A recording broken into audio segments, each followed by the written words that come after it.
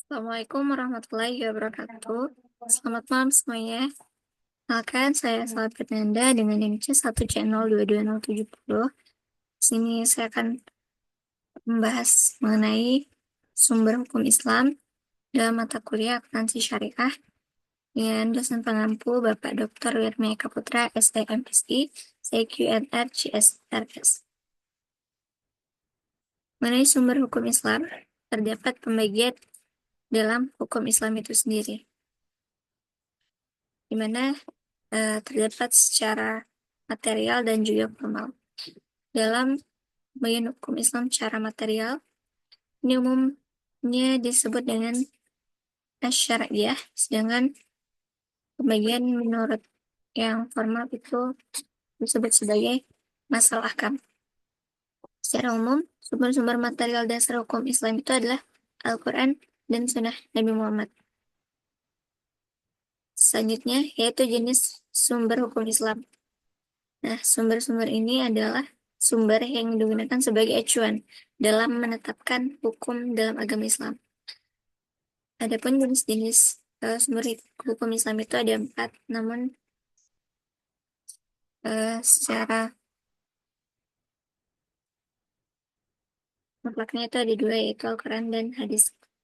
Dalam Al-Quran, seseorang itu menemukan istilah seperti syariah, fikih, dan hukum Allah yang mana berfungsi sebagai dasar untuk memahami hukum Islam. Nah, yang kedua itu hadis, di mana peran hadis ini sebagai sumber hukum Islam, di mana juga sangat penting karena menawarkan penjelasan lebih lanjut tentang ajaran Islam dan juga keharusan untuk mematuhi ajaran Rasulullah. Yang ketiga, ada ijma.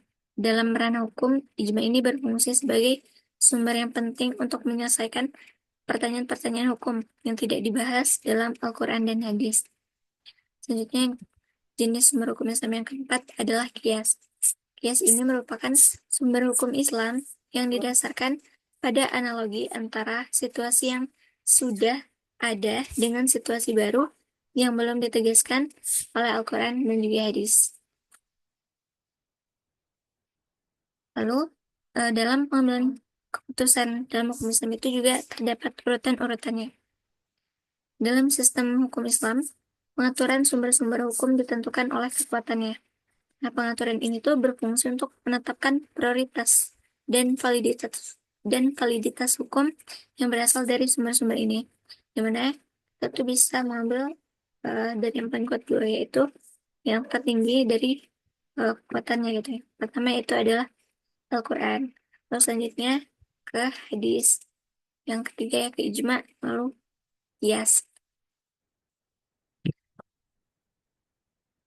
Dari jenis-jenis hukum Islam tadi, yang empat tadi, kita bahas dulu yang Al-Quran. Di mana Al-Quran sendiri terdapat mukjizatnya nih.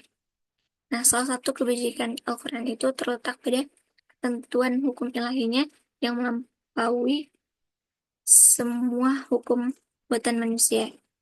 Nah, Al-Quran Al-Karim ini menjelaskan prinsip-prinsip jurisprudensi, hukum ibadah, norma prioritas dan kesopanan, hukum ekonomi, politik, sosial, dan sipil, dan banyak lagi. Nah, di mana uh, mukjizat Al-Quran ini terdapat relevansi ilmiahnya, lalu otoritas hukumnya, dan juga menceritakan ajaran-ajaran yang sesat gitu kan. Terusnya akan memberitahukan bahwa jika ada sesuatu ajaran yang sesat. Selanjutnya itu fungsi dan peranan dari Al-Quran sendiri. Salah satu fungsinya Al-Quran ini adalah al-rujuk atau al-i'adah atau al-i'adah, kembalinya, di mana Al-Quran ini memainkan peran penting dalam mengembalikan ajaran Islam ke sumber aslinya, yaitu Al-Quran dan Sunnah. Selain itu, Al-Quran tidak hanya berfungsi sebagai sumber hukum Islam, tetapi juga sebagai sumber inspirasi dan bimbingan bagi umat Islam dalam kehidupan sehari-hari mereka.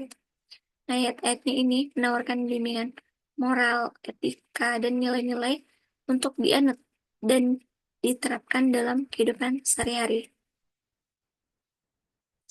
Setelah Al-Quran itu ada Sunnah. fungsi sunnah ini sendiri, sunnah ini memiliki arti penting dalam hukum Islam karena berkaitan dengan kata-kata, perbuatan, dan takrir Nabi Muhammad SAW. Dalam ranah hukum Islam, sunnah ini melayani berbagai fungsi penting. Yang pertama yaitu menyediakan penjelasan komprehensif. Yang kedua itu mencegah kesalahtafsiran. Yang ketiga itu merinci hukum yang tidak terdefinisi. Yang keempat itu meningkatkan kekuatan hukum. Lalu setelah sunnah ada ijma. Nah, si ijma ini sendiri sebagai salah satu sumber dasar hukum Islam ya, mana mengikuti Al-Quran dan hadis Nabi Muhammad SAW. Ini menunjukkan bahwa ijma ini memiliki wewenang untuk menetapkan hukum yang wajib bagi umat Islam untuk dipatuhi tanpa adanya ketentuan dalam Al-Quran dan hadis. Di mana fungsi ijma ini yaitu menegaskan konsensus umat, perlu mengatasi ketidakpastian dan juga mengembangkan hukum. Setelah ijma juga terdapat kias seperti yang sudah disebutkan tadi. Lalu fungsi kias ini itu kias ini mengacu pada penjajaran entitas tanpa hukum dengan entitas lain yang memiliki hukumnya sendiri gitu. Karena adanya persamaan alat hukum. Nah, akibatnya kias ini mewujudkan pemanfaatan hukum analog dan kaitannya dengan hukum entitas serupa. Karena prinsip persamaan ilat ini akan menghasilkan hukum yang sama. Nah, dalam kerangka hukum Islam, kias ini melayani segudang fungsi penting juga. Yang pertama, itu melengkapi kesenjangan hukum. Yang kedua, membangun keadilan. Dan yang ketiga itu memfasilitasi evolusi hukum. Bisa ditarik kesimpulan nih. Syariah secara khusus ya, bersumber pada Al-Quran dan Sunnah semata. Dan sedangkan fikih itu bersumber pada pemahaman dan ijtihad manusia atau mujtahidnya, dengan tetap mendasarkan pada dalil-dalil terperinci dari Al-Quran dan Sunnah. Nah, sumber hukum Islam ini merupakan dasar atau referensi untuk menilai apakah perbuatan manusia itu sesuai dengan syariah atau ketentuan yang telah digariskan oleh Allah Subhanahu wa taala atau tidak.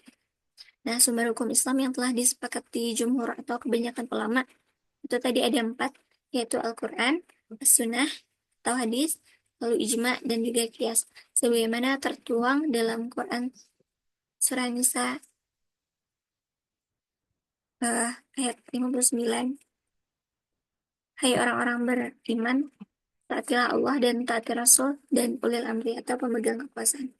Baik teman-teman, demikianlah penjelasan dari saya Safiranda mengenai sumber hukum Islam. Bila terdapat kata-kata yang salah dan penjelasan yang kurang dirasanya, saya mohon maaf dan mengucapkan terima kasih. Saya akhiri, wassalamualaikum warahmatullahi wabarakatuh.